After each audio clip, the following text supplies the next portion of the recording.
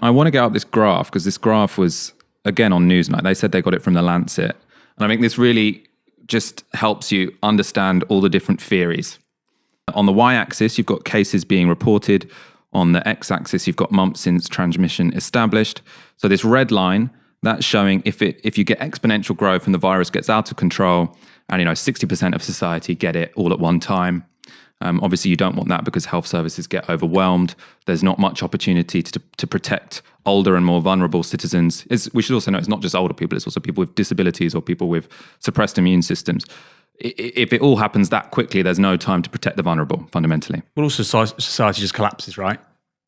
You can't run supply chains, transport links. If 1 in 4 people is sick or something. Well, so isn't that their main? I thought that was the main concern, that you basically can't maintain public order and sort of the reproduction of society. No, so the main concern with the red line is that loads of people die. Obviously. But the point of all being at once is even all being at once is probably better for the economy because Boris Johnson said this. No, I'm not saying the economy. I'm saying like public order, and you might have rioting, looting, etc. Well, probably. I mean, what you'd have is you'd have lots of old people dying, and you'd have lots of people. I'm not saying dying, but people contracting it. I'm not saying dying. Yeah, but most people survive. Why are people contracting it going to riot? I mean, because if you do the red thing, supply chains collapse. You can't access food. But supply chains, because basically, if you do no controls, 1 in 4 police disappear. Nurses, teachers. But the whole point is 1 in 4 police wouldn't disappear. The only people who are going to die are people who dying. I'm saying contracting it. Yeah, but if you contract it and you have to be isolated. No, but you would. So in the red phase, people aren't being isolated. So that's the whole point, right? So we could just decide that we're going to let it continue. All the young and healthy people, who are the people who form, the basis of the labour force anyway, they can continue with a few sniffles and a bit of a cough. Some people barely notice they've got it. The economy would continue as it had been, and then a bunch of people who are economically inactive anyway die. Right. So that would be the sort of like ultimate neoliberal capitalist. We value capital and we value wealth over everything else. That's what you do. You wouldn't have any controls whatsoever. The green option is to say you slow it down. So you slow down the spread. So ultimately, again, you're looking at sort of 60 to 70% of the population getting it before they develop herd immunity.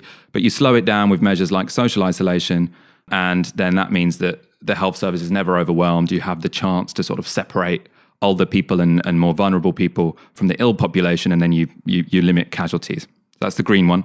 And then the blue one, this is what the government are saying they want to avoid. So the blue one is when you get a few cases, that's when you have absolute lockdown.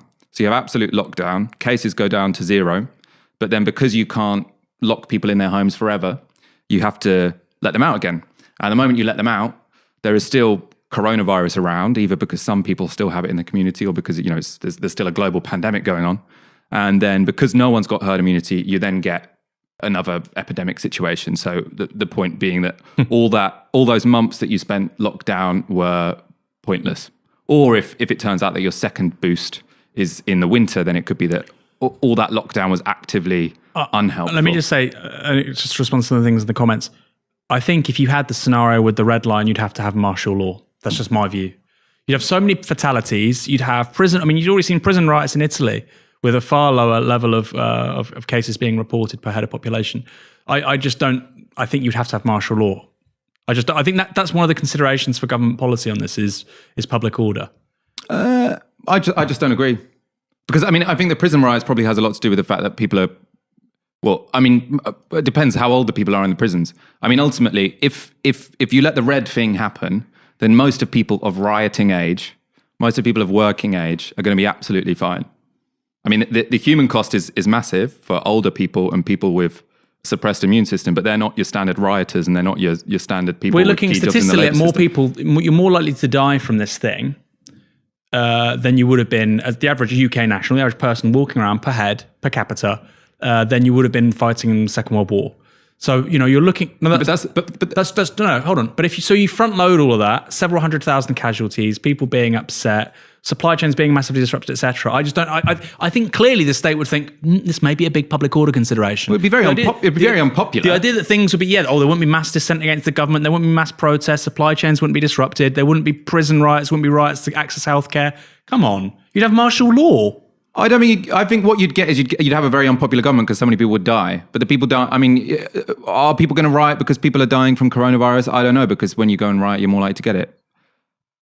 I mean, anyway, we disagree. I think that's probably a consideration for the government not adopting the red line strategy.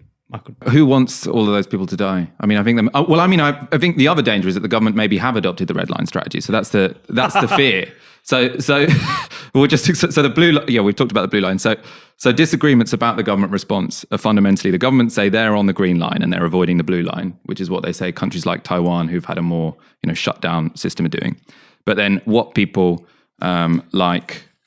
I've forgotten his name already, the Anthony Costello, so he was the guy who was the next director of the World Health Organization. What they're saying is, actually, yeah, this is fine in theory, but what the government have implemented would actually put us on the red line.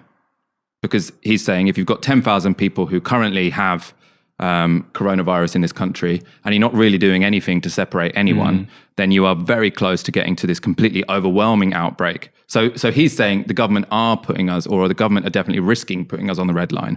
And given that, if you're looking at this graph and you say, what's the best outcome? The green line. What's the worst outcome? Is the red line. So then you thought you'd aim somewhere between the green line and the blue line. And the British government seems to be aiming somewhere between the green line and the red line. So can I ask you, given that their voter base is older voters, why would they be front-loading several 100,000 deaths almost on purpose? Yeah, so that's what seems very... I mean, this Chris Giles, I think, from the FT was tweeting precisely that. He was saying, even if hypothetically this makes sense, there's a sort of time lag. So it could be that in 2 years, we look back at the government policy and say, oh, that was kind of clever, because whilst we had more deaths in spring 2020, France had more deaths in spring 2021. But the point is, and this is what Chris Giles, this is, I think, economics editor at the Financial Times, he was saying that if we have a period where, because France is in lockdown, they have 500 deaths in April, and because we don't have lockdown, we have 2,000 deaths in lockdown, 2,000 deaths in UK, then the government are going to struggle to continue with that particular policy, right? Yeah. So there is a concern. So you're right, front loading the deaths could be a big problem. A strategic comms nightmare. Look, we'll be like, tell the political editor of the Daily Mail, look, give it 6 months. Actually. More deaths now for less deaths later. It's never been a particularly good slogan.